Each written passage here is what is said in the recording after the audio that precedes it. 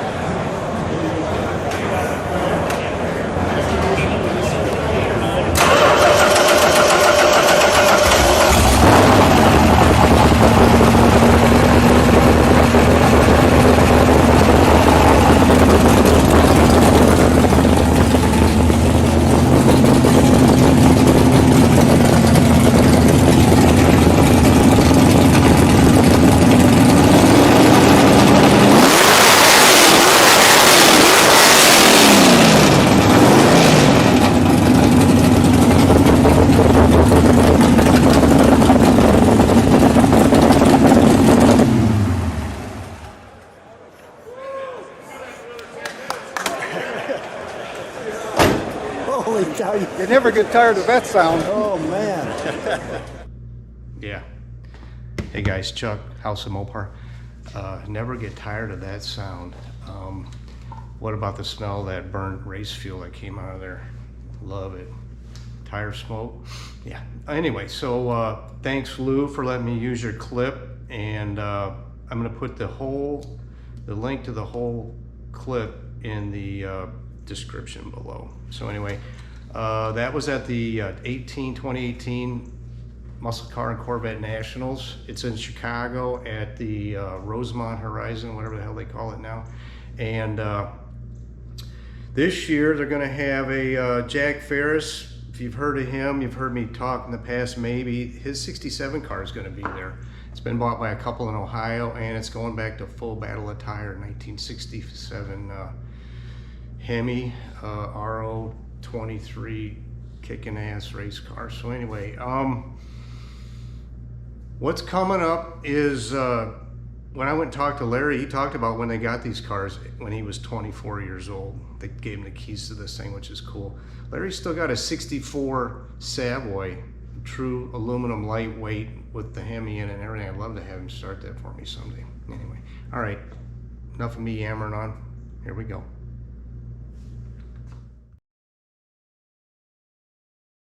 I put these on. Yeah. And these are angled, and these went on with clips. Okay. And I kind of crudely did this with a hacksaw, cut them down, you know, the angle I wanted and everything. But I wanted this flow, and I didn't want that cross brace in the center of the carburetor blocking anything. Of course, we had taken the screen mesh out of them, already, you know, to get them flow better. But I actually, the day I put these on the car, seemed to have a little more top end in it. So I mean, that was it. From then so on, where did you get these? Were these factory ones originally? No, this was something that There's... Offenhauser. One of these is taller than the other one. Yeah. And well, I oh yeah, they're really thick, aren't they? Yeah. But that's what I use for velocity stuff. On your Dart? Well, I used them on the Dart, but actually it was in on the 66 car that we were using, because the fiberglass hood on that thing was really pushing hard on those things. Yeah. You know, the air that was going in it, and it cracked one of them, and we welded it up, and then that's when I started thinking, you know, we'll probably get a little more airflow out of that thing.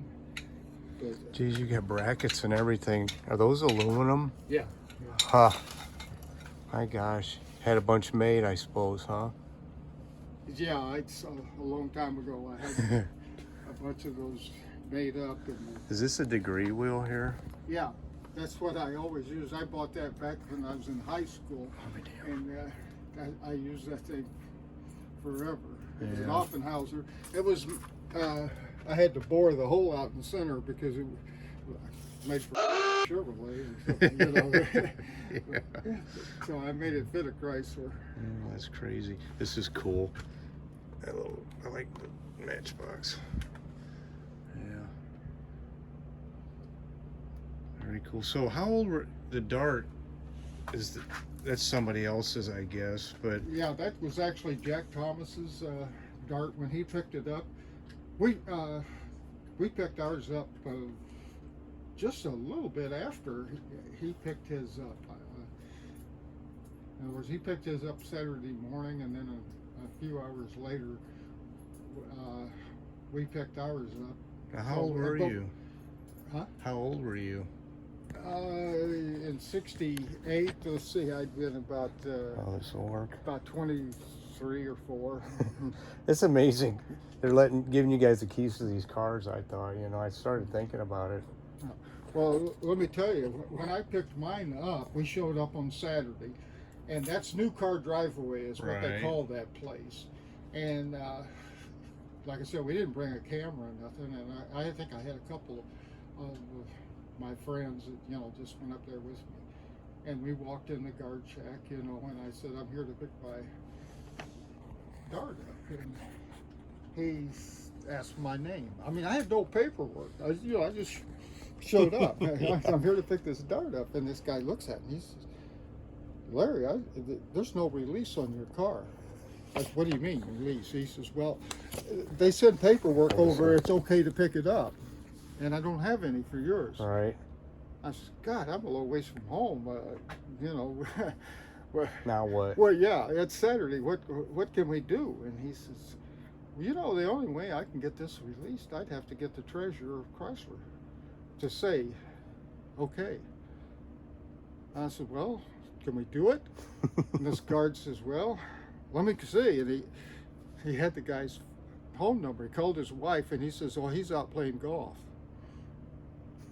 So Good luck. we called the golf course, and then he was able to come to the phone. And got to him. I says, hey, I'm here to pick this Dart up, and they say the paperwork didn't get done. And he said, Larry, I'm going to sign off on it, but you better make sure that paperwork is in my money, because if you string me out on this one, I'm going to rip your head off. So he signed on it, and I got out of there with a Hemi Dart with no paperwork. I mean, it has to be done somehow. I mean, even if they give them away, or what I'm saying is. Well, then were they inside, or was there a whole bunch of them sitting there when you went down there? Outside. All outside. All outside. And there were 2 of them sitting there with broken windows in them. They looked like a sorry lot. Man. And some of the alignment in the front ends, where the camber was off a mile, you could see, I mean, they looked pretty bad. And we looked at it, and we thought, well, we could start this thing up. You could see they got little tiny air cleaners on them. Yeah. And So did you drive it onto the trailer? well, we decided not to. We just backed the trailer in there and hooked onto it and winched it up on Yeah. there. We didn't start. Just little bitty.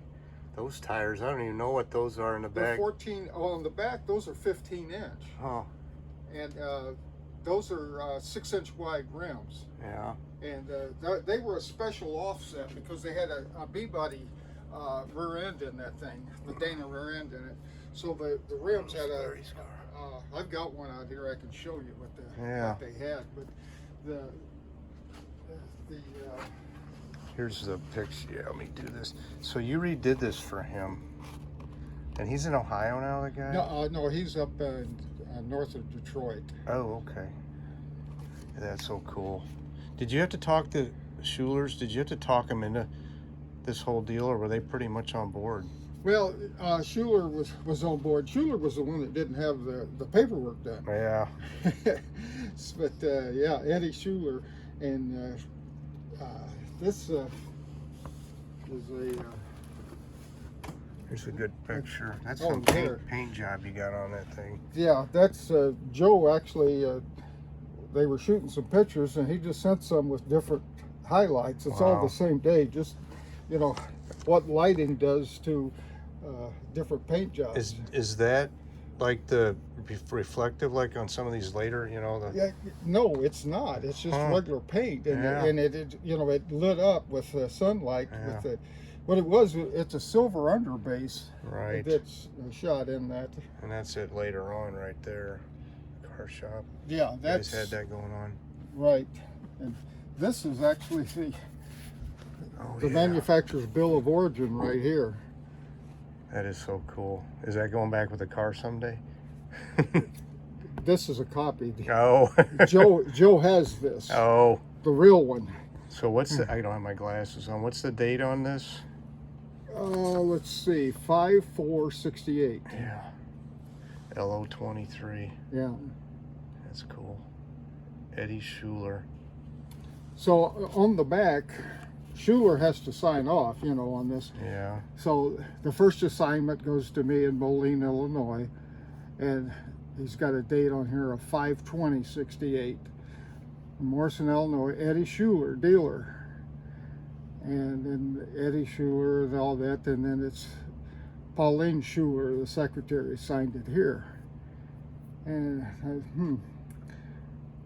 so when we put that car back together, we had it up at the drag strip, and I called Eddie Schuler's son up, the dealer. Right. And I says, hey, Eddie, we're going to have that Dart there. Why don't you come down to this? So Schuler's down there. So I've got this bill of origin, and I says, hey, this is the bill of origin your dad signed right here. You want to authenticate that? He looked at it. And he says, that's not my dad's signature. And there's a whole bunch of people around. I said, what do you mean? That's not your dad's signature. He said, look at this. My mother signed that. Yeah.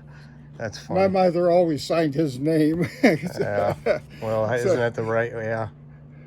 That's funny. So I sold that car to Larry Pontnick. And this is actually dated November 14th, 1970. I sold it to him. Right. And I signed it and transferred it to, and that's Larry's signature on there. And put the LO23 on it and all that shit. And that was just a... Now, how long did he raced it then, Larry did? Larry had it, and there's actually a picture of it with the paint job that I had. And oh, but he put his name on it, yeah. That's a cool paint job, yeah. That paint job there was painted over in Ames, Iowa. Huh. And this original paint job, like it's right here, right? That was painted here in the Quad Cities, out by the airport, by a guy whose name was Ralph Eckler. Okay. You know, if you know anything about Corvette, he was the big guy that made all the reproduction parts out of Tampa, Florida. Oh, I didn't know. Yeah. That Ralph Eckler. I mean, today, if you want Corvette, that's where you go. Yeah, because he's got practically complete bodies for Corvettes. Oh, yeah. And he was started on it, and it was actually Eckler's Corvette shop. Well, when was this picture taken? That's taken up at Pontnick's, and that was right after we had put the car back together. I see. And then, of course, Lee Smith's car, that's Jim Welch right there, he owned the car. And he had, that's where they did that car, got it running and put together and everything. They didn't paint it, they did the motor and everything. What year is that? They probably, in about 10 years ago? No, it's longer than that. Huh. It was around, I'm thinking it was in 25, let's see, 20. Of the anniversary. Let's see. Well, we picked the new Dart, or new Challenger up in 2009, so it was probably 2005, 2006, somewhere in there. Well, let's see. Cool. On this right here, what was the date on this? 2007. Okay. Right. So it would have been right around 2007. Yeah. Is what that would have been. You got more cool pictures of everything. That 64. That was up at the US 30 drag strip, and it's kind of unique because of all the guys that are in here. Yeah. I mean, that's Pat Menick and John Varconis. They're, you know, driving the Grand Spalding Dodge car. And that's Jack Shark, these Eastman. Of course, that's the Ram Charger. Right. So you can pick out a lot This of... one here, That's Color Me Gone. That's Yeah. Roger Lindemood, yeah. wow. So at that time, those were all the big name Dodge guys are right there in this area. Mm-hmm. Gary Dyer, he flew. Didn't he drive for? Well, he Spalding? drove for Grant Spalding after I see. Pat Menick did. Pat Menick and Norm had a big falling out. Did they? And, Norm just passed away, huh? yeah. Yeah. Cool. That's Joe Hilger right there. That's the guy that owns the Dart today. I see. And that was the CEO of Chrysler right there, because that's Larry Pontnick. Tell me about this. You told me about, didn't the Hemi copyrighted that? Yeah, it's that's right here. This was the actual document trademarking the name Hemi, but they didn't do it until 1992. Trademarked the name Hemi, Right. and that was Joe Hilger decided, he was running Mopar then. Yeah. He decided to recast the 426 block because so many racers were. There was dire nothing out need. there. Yeah. Yeah, so when he trademarked it and everything, 2 years later they come out with a new engine package and used the name Hemi religiously on everything. Oh, yeah. All the commercials and everything. It was Hemi this and Hemi that. Remember they had Hemi on a K car once? You remember that? They put a little Hemi badge on it. I don't know what that thing was. but Well, what the It was deal pretty was, pathetic. They had a four-cylinder Japanese motor yeah. that had a Hemi head on it. Yeah. And yeah, they started In a doing K that car. Hemi stuff. I know. Yeah, so that was Oh, cool. fun. Don Schumacher, right? Is he still Yeah. around? Yeah, that Schumacher Racing out of Indianapolis. Oh, that's right. Yeah. Yes. That's them. I'm afraid he is. I'm afraid he is. There's a picture that shows up on YouTube once in a while, taken up at Oswego. It was a match race, and I ran Lee Smith at the end of the year in '66. And to be in this match race, you had to have Hillborns on. So I borrowed Hillborns from Don Schumacher and put on there. Oh, really? And car ran great. I beat Lee, and I was shit. They really maybe liked we'll them. Maybe we'll just go into this funny car racing shit. Yeah. So I told Dick Maxwell at Chrysler, how great we had ran and all that. And he says, well, that's great. He says, take those Hillborns off and don't ever put them on again if you want to get help. He says, we're not running carburetors, or we're not running that shit anymore. We're only running carburetors. Really? He says, Landy and socks, that's all they're going to have next year. They're not going to. No more of that. So that's over. Oh, okay. So what's the damn good thing I didn't buy those. Yeah. They've been sitting here Just took them somewhere. back to Schumacher. Here's a piece of racetrack from Oswego. When did that close in '79? Does it say here? I don't have my glasses. Take it out there and see. Get these things I on. would say you're right, but 55 to 79. That's funny. Huh. Local track. One of our old local tracks. Cordova's gone, or Cordova's about the only one left up here, right? Cordova, yeah, and of course Byron, Byron, and yeah. Union Grove Yeah. are our main ones up here now. They still have the ones over in Iowa. When we raced out there, it was called NIDA, and now it's Central. I've seen that one. Yeah. So yeah, that's